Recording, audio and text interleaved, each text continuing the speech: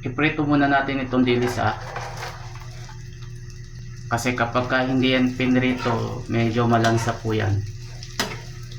Iprito lang natin na medyo toasted. Huwag naman yung toasted na toasted para hindi mapait. Yung sakto lang, medyo malutong.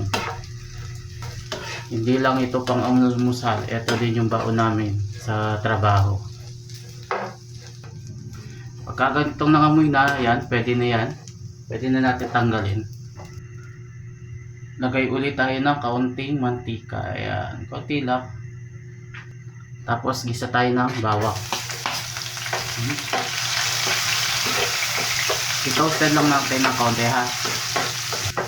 O kaya naman kapag medyo umamoy na, pwede nang isunod yung sibuyas. Sunod natin kamatis. Pag okay na rin itong kamatis, sunod na natin itong sili. Then lagyan ng paminta, suka. Hayaan lang natin kumulo After ng isang minuto, doon pa lang natin hahaluin yung suka. Ayun. Then ibalik na natin itong pinritong dilis. Sarap nito. Perfect na perfect sa pang-almusal.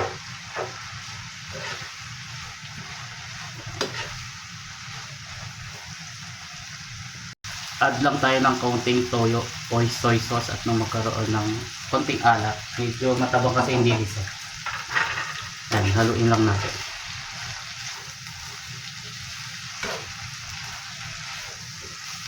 O kaya naman, pwede yung oyster sauce.